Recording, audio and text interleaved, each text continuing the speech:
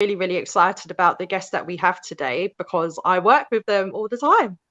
So this week we are going to be focusing on the Labour Homeless Campaign's new campaign, which is called Support Not Deport. And what we've been focusing on during this time is the 1st of December, new changes came in where non-EU rough sleepers are now being deported for literally rough sleeping. So today I have got a wonderful guest and his name is Gil. So Gil, over to you and tell us how you're getting on, mate. Wow, hi, thanks, Andrea. I'm getting on okay. Yeah, I mean, I think I speak for everyone where most days are pretty similar, and I'm really looking forward to being able to travel and see friends again. But yeah, hopefully soon. Yes, so Gil, can you let us know how you got involved in the Labour Homeless campaign? Sure, yeah. So I guess it's not a long story at all. I have a mutual friend, Blue. Blue's also in the campaign, and he's been involved for a lot longer than me. And I know him from uni, so that's how I got involved in this one. Really, could have been anyone. I could have just scrolled through a list and picked the campaign that I cared about, but I thought I'd rather do it with a friend than not. So yeah, I joined back in September, October, something like that. And yeah, I've just been learning and trying to contribute the best I can since then. Yeah, so Gil, could you let us know how the Support Not Deport campaign started? Well, it was all pretty quick, to be honest, because as soon as we saw the rule changes from the Home Office saying that rough sleeping is going to be used as a factor to deport, or cancel your visa, or send you out of the country, whatever word or phrase you want to put it, it's still deporting, basically. Yeah, that all happened pretty quickly, and that was sort of announced in the run up to December, and obviously I guess our group, being so aware and concerned with the rights and well-being of all rough sleepers across the country, including migrants, people with NRPF, which is no recourse to public funds, if you didn't know. Not you, but anyone listening, I guess. So as soon as it came out, yeah, we were like, oh well, let's get a petition started as soon as possible. And we saw a lot of charity petitions, like Crisis, a couple of other charities as well. But I think it was pretty good getting a Gov petition there as well, because well, I don't know, it got a big response, didn't it? It's got it got 40,000 signatures in the first week or something. Got picked up by some big MPs, John McDonnell, couple, supported by some campaign accounts with big followings, on Twitter and Instagram. So it's sort of we did the minimal amount of work for the maximum return in that first week or two. And I guess since then it's been about, all right, well, yeah, we still want to get this petition actually debated in Parliament. We want to get the most out of it that we can. And the rule change is still active. The government has said nothing about revoking it or getting rid of it. In fact, they've now laid out guidelines to councils, saying, oh yeah, you can use this rule change. It's fine. We're gonna deport people who have leave to remain, or for rough sleeping. And yeah, we say no. We're gonna try and do all we can to stop that. So what other actions other than the petition have the group been doing? Well, we organized a couple of we've had one recent protest, which was in Parliament Square. I guess we tried to do a couple of other things before that, but yeah, there's a bit of a lull over Christmas, I guess. So the recent protest was the main one, which we're following up with another protest on Saturday the 22nd. So yeah, in just a couple of weeks, 2.5 weeks, and we're gonna coordinate that with some social media another social media like campaign outreach, a dedicated week of publicity for this thing, and see if we can't get a few more signatures for the petition. So I suppose that's the main thing for now. Do you want to tell everyone how the first protest went? It's quite funny, really. Yeah, we I didn't know we had to have a permit really to protest on the square.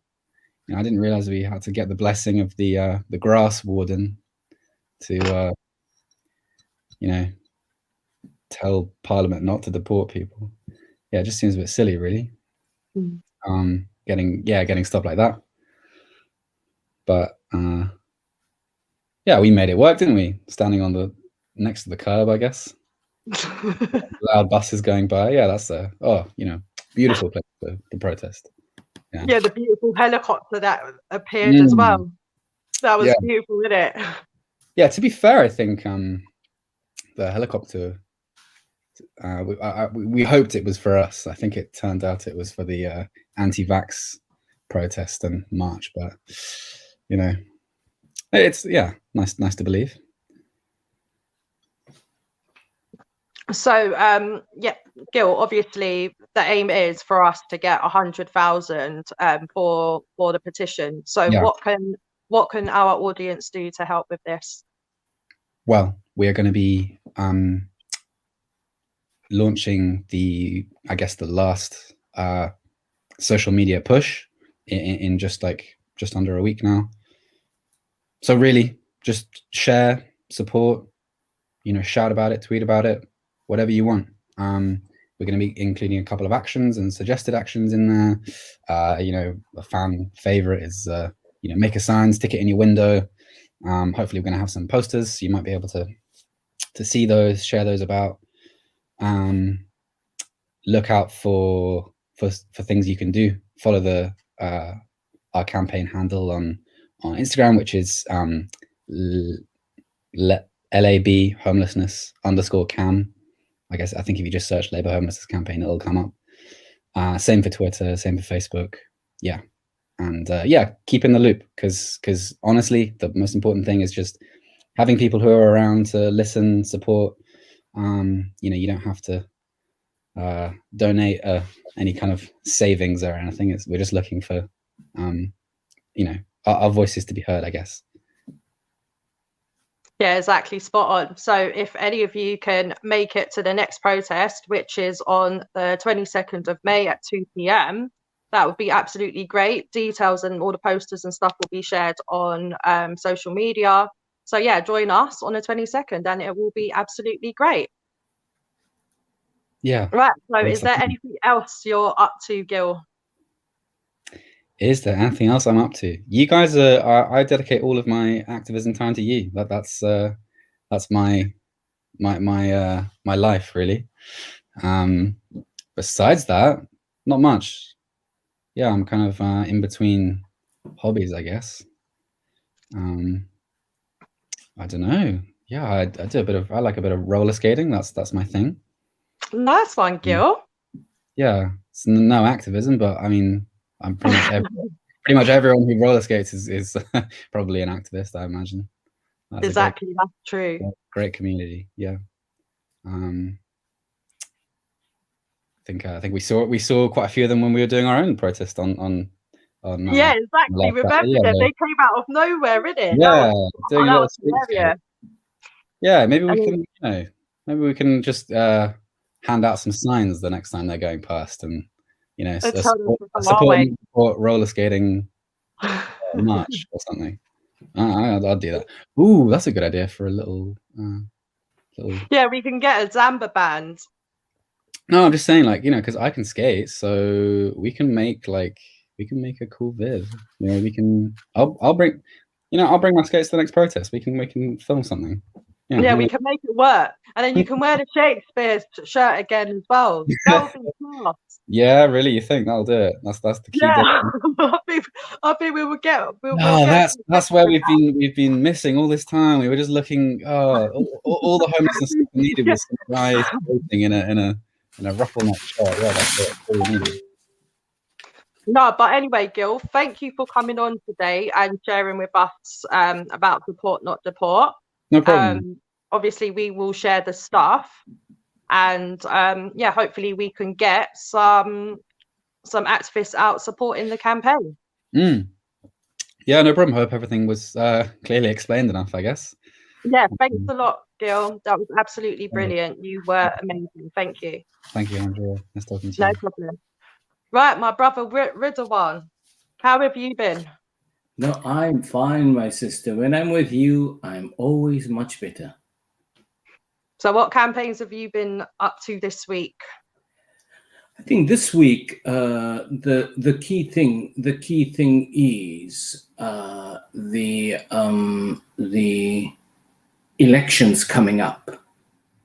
We've got quite a number of people all over the country that we are supporting, and we are asking people to, if they are able to make sure that everyone who can vote, to get them out to vote.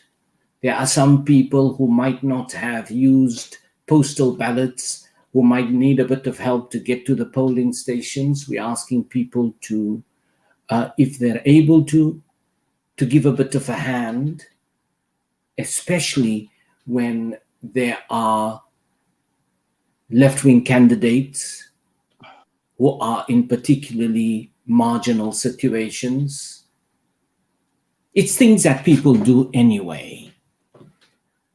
And we're asking people to make sure that those who have the vote go out and vote, because what our brother had just been talking about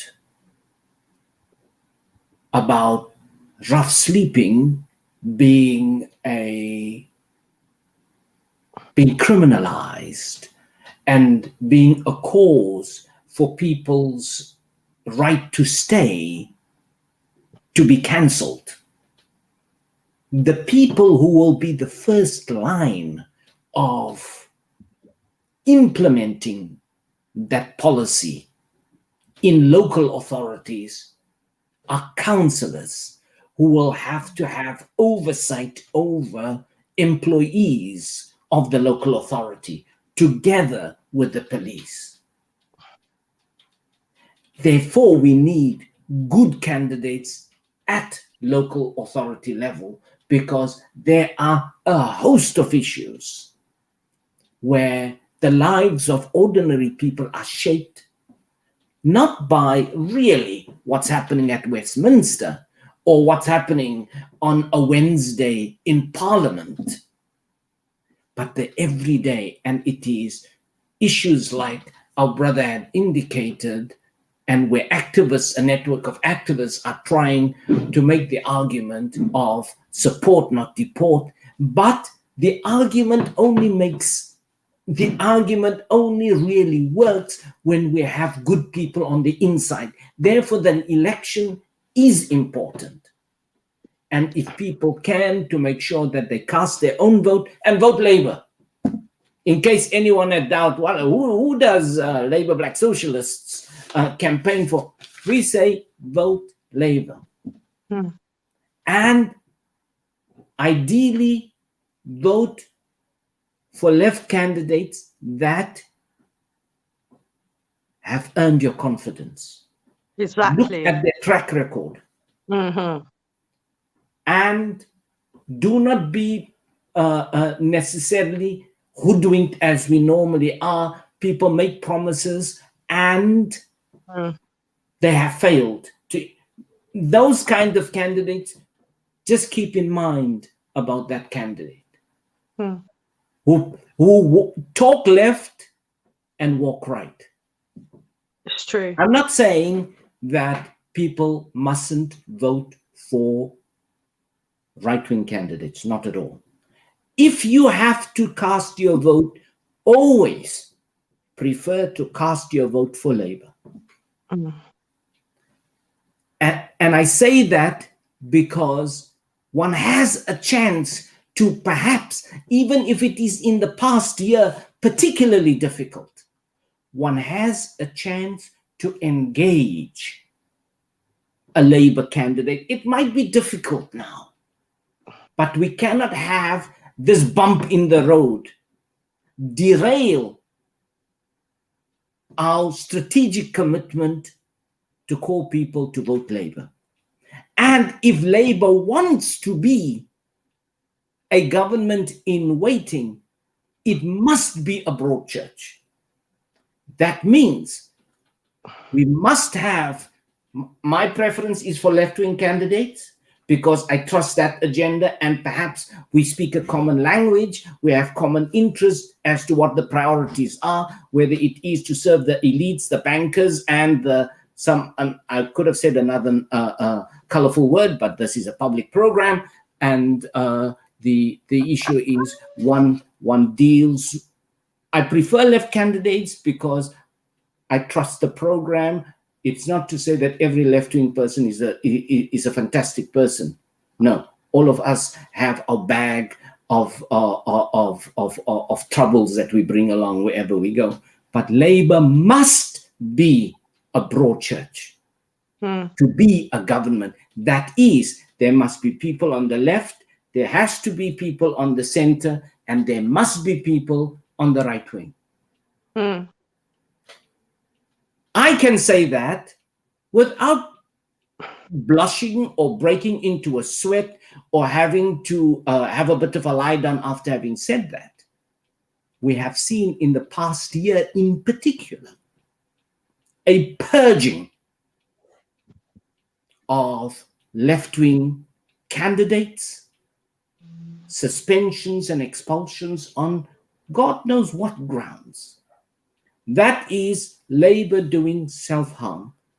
On Wednesday, Thursday? On Thursday, vote Labour. Even if you don't like the person, ideally vote left. But if you have to choose between a right-wing Labour candidate and someone from another party, vote Labour.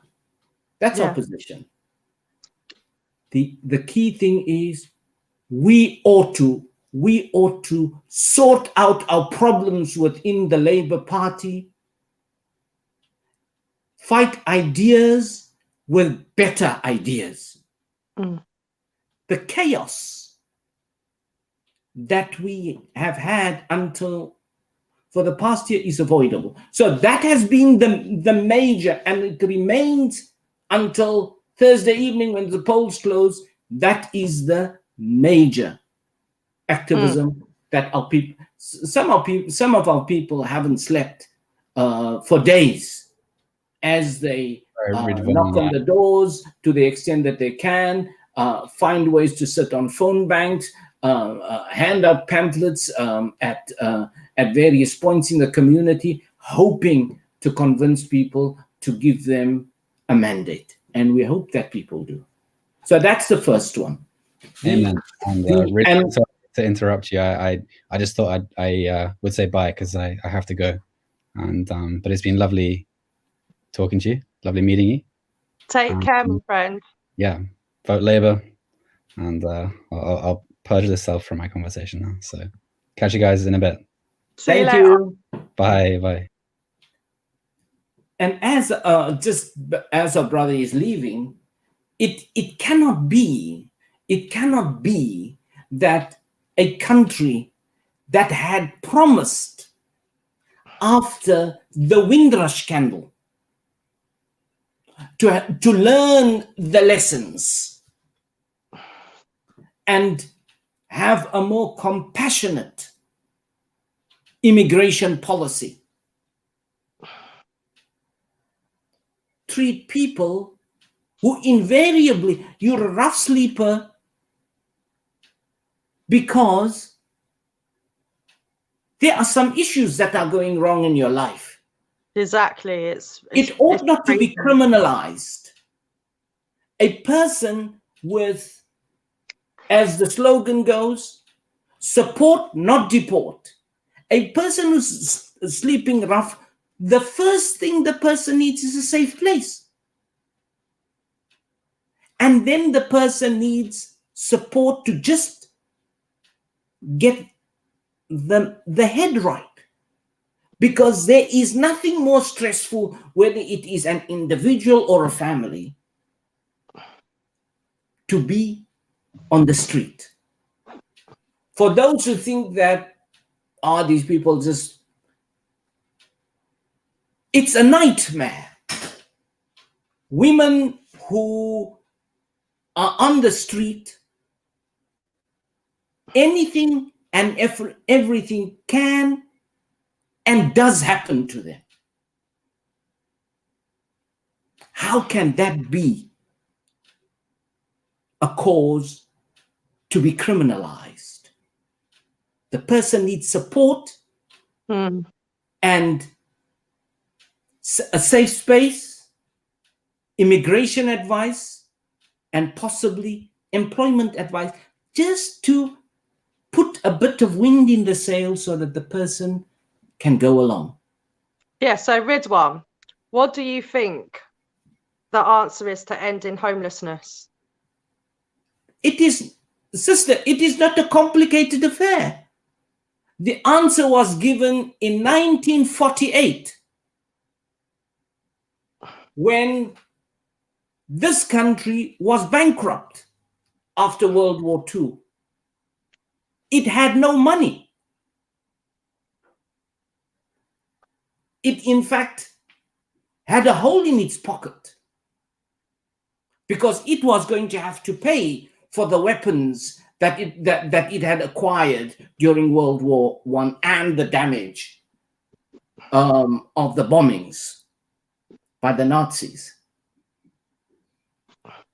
But that bankrupt country, my sister, decided everyone has the right to a place in the sun, irrespective of their ability to pay. And that was the beginning of a national social housing program, where people who did not have homes of their own for the first time had homes. People for the first time had homes with inside toilets. Oh, Lord. And people who used to sleep, everyone in one room, now had a room for the boys, a room for the girls, and a room for the parents. And if they didn't yet get a 3-bedroom house, they got a 2-bedroom house where at least the children could sleep in one room and the parents separately. That is what was done when this United Kingdom was bankrupt. No money in the pocket, but a heart of gold. Because to make good policy, money is not necessarily the precondition. A good heart is. One must have love in your heart for people who are less well off than one is. That is the solution. When there is once again a building of a stock of social housing that can avoid the reliance on private rentals and the trend and funding of social services properly, so that local authorities are not financially under pressure to cover their funding gap with sale of housing stock, often legislated a duty to sell high value properties and a primary right to buy by some tenants who wish to exercise that right. And the key thing is the properties, the socially owned properties, are not being replaced. That's the problem. Bankers, real estate developers, and local authorities are covering funding gaps. You scratch my back, I scratch yours, and in the end, we sit with a situation where high value assets that are in the hands of the public are transferred to the private sector, not to be replaced. And then with welfare cuts, one finds that people who are in social housing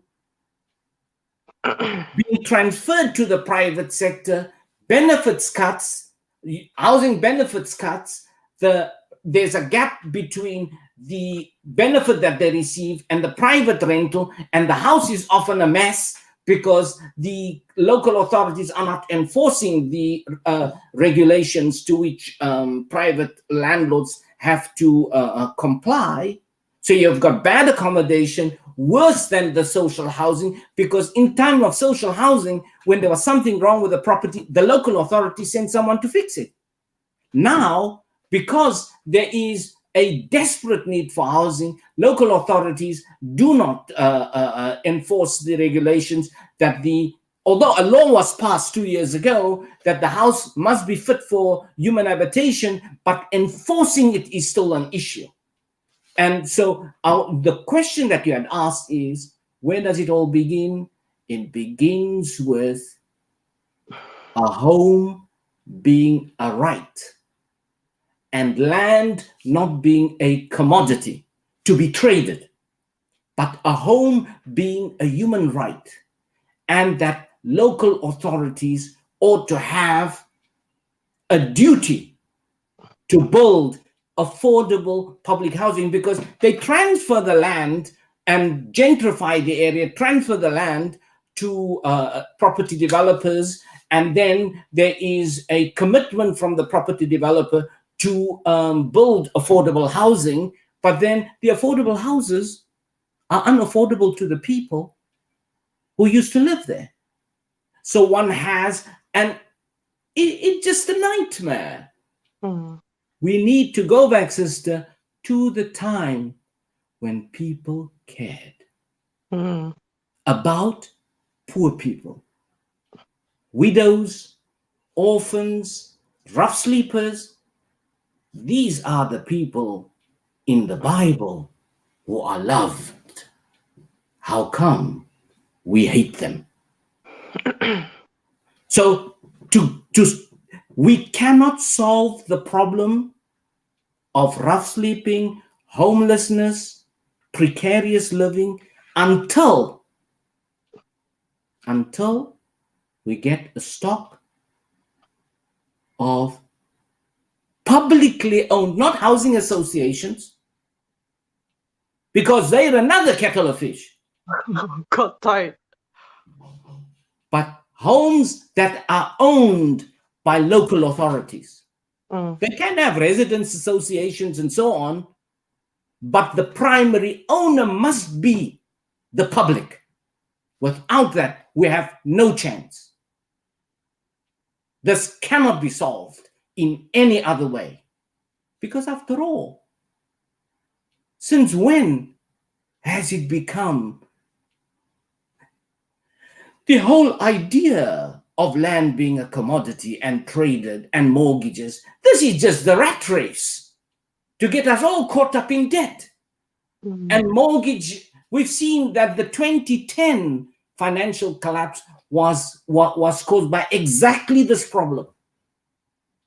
When property became a commodity to be traded, it is the beginning of a lot of what goes wrong in society. So we need people in public service and activists who argue for a commitment to build public housing that belongs to local authorities, belongs to the state. Without that, we have no chance.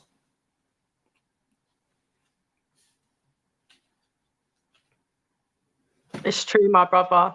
So, Ridwan, what are you up to this week? No, we're still busy with a campaign on vaccine apartheid, as we have seen that India, we have a prime minister who said that the vaccines were developed because of capitalist greed and the profit motive. We know it is not true, because no capitalist put up money for the COVID vaccine, really. The big money came from governments for research and development, as well as guaranteed pre-sales. There wasn't, unless of course one understands capitalism to in the end mean that the state does bail out the corporate elite. Socialism, a capitalism that is socialism for the rich and austerity for the poor, then I can agree with the prime minister. But we have seen what it is like in India, where 1.4, 1.3 billion people are gasping for air. And to save a life will cost £6. 2 shots, £6, £3 each. That is what it is. So today, at the World Trade Organization, and tomorrow, South Africa and India are continuing the argument for the relaxation of trade-related intellectual property rights, because the big pharmaceutical companies, especially in the United States, the EU, and the United Kingdom, are refusing. They are refusing to let go of the technology, to share the technology, to share the treatments, and to share the ability to respond. Because it is something odd. They say that to make a vaccine is not very easy. To make a vaccine, not just everyone can do it. It is a complicated process, and what is better than sharing the know-how is to expand existing capacity where it is, and that is with them.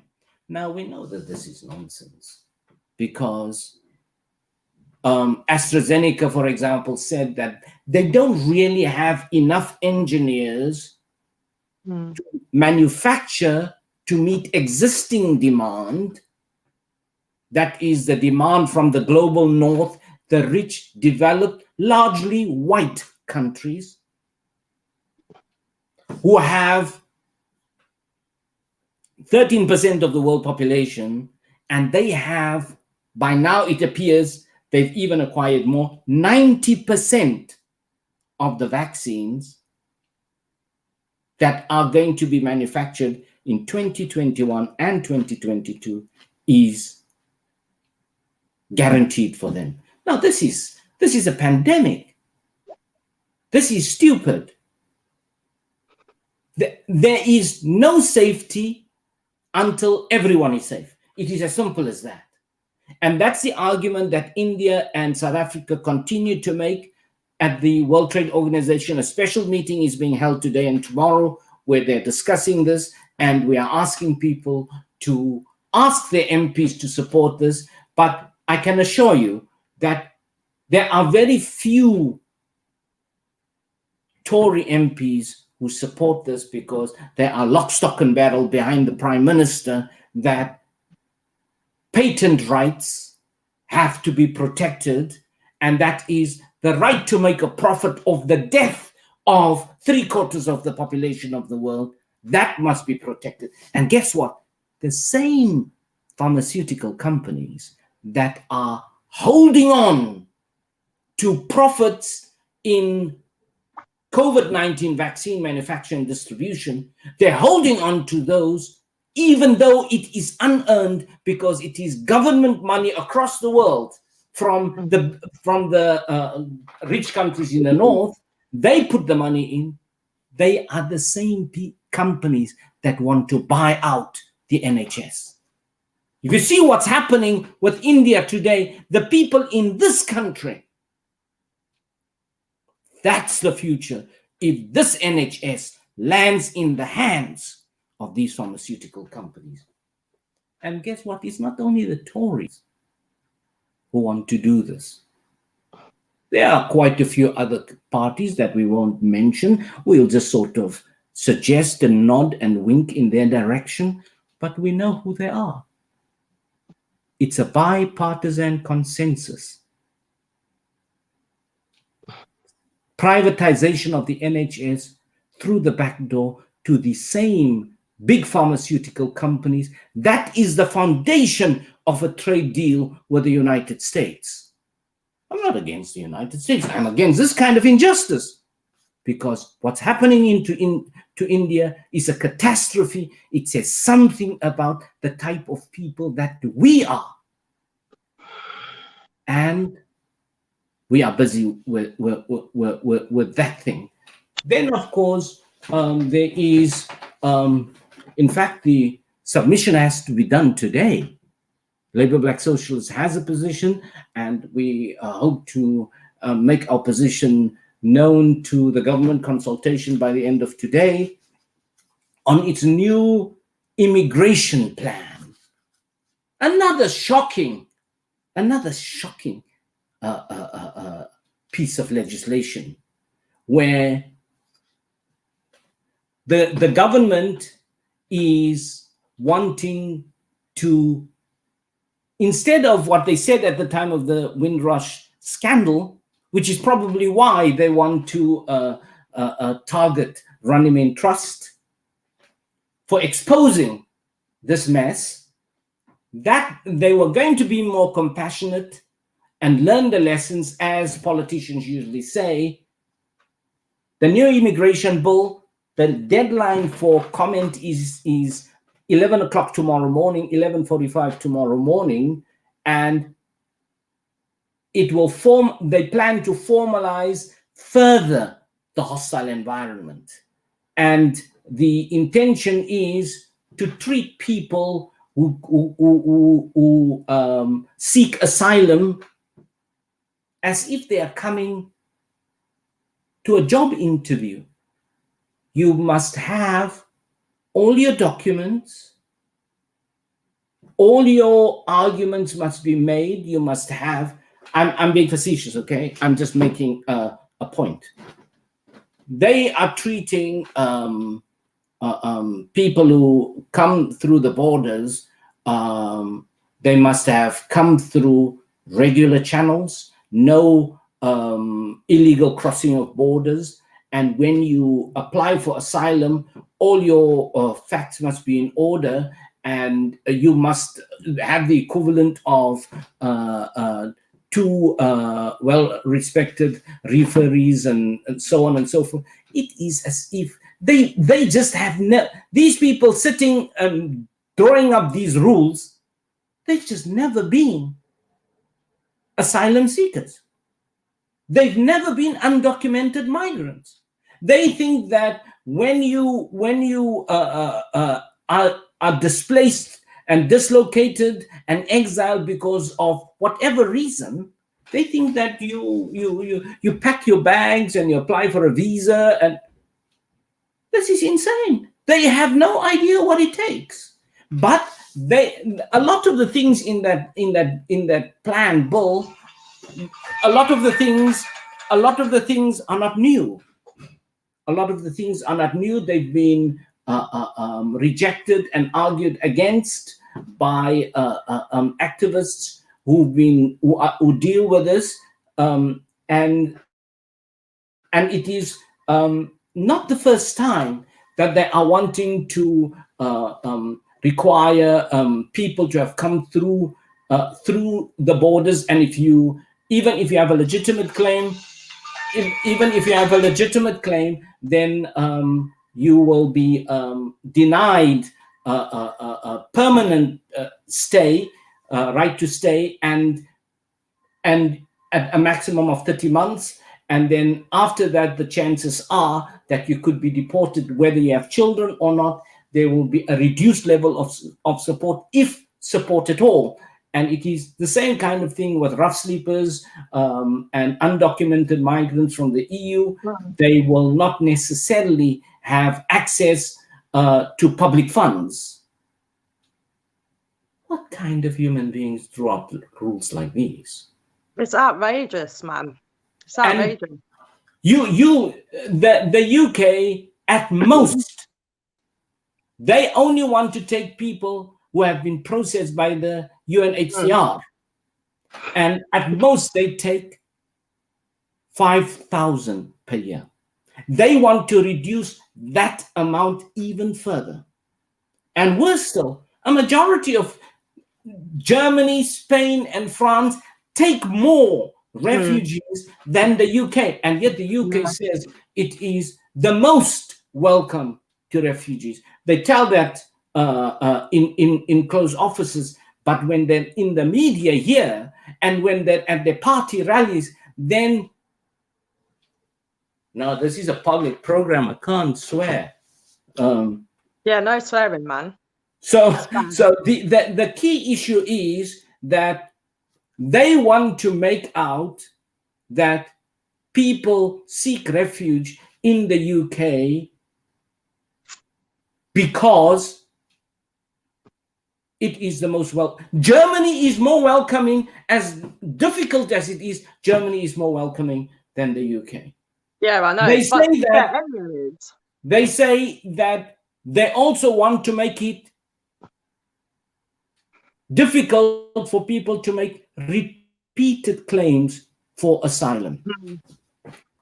Now, and they want to reduce the possibilities for judicial review of their and access to legal aid.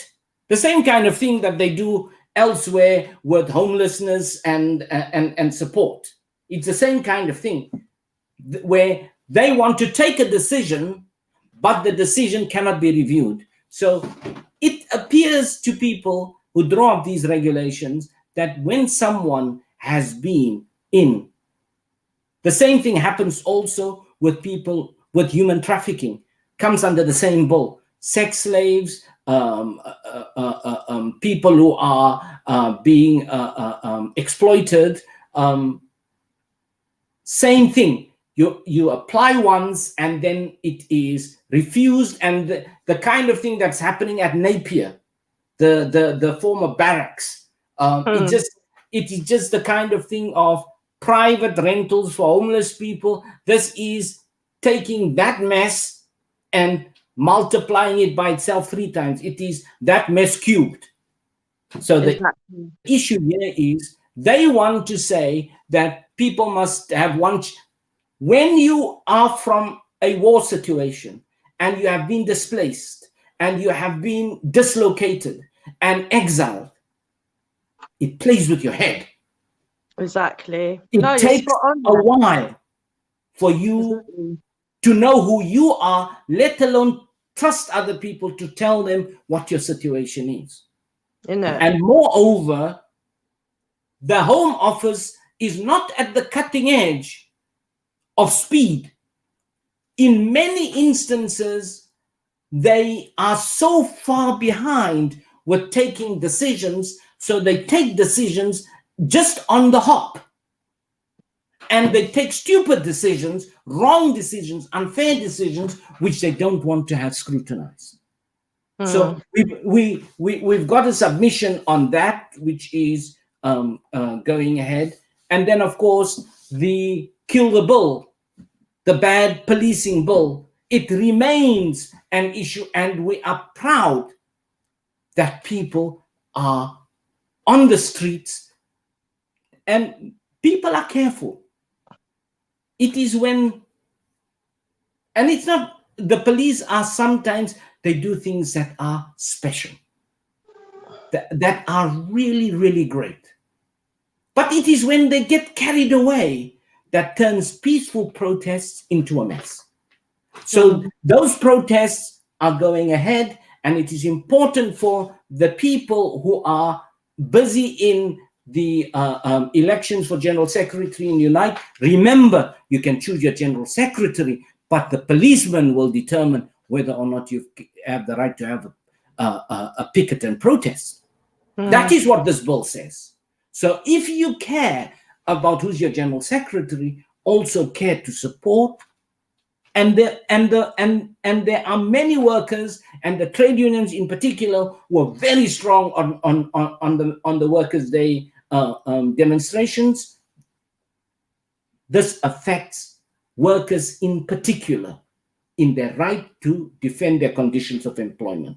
It also affects, when we talk about these kinds of things, about decisions that governments take, and the right to meet with people, to move from place to place. As our brother says, he didn't know that you had to have a permit to apply.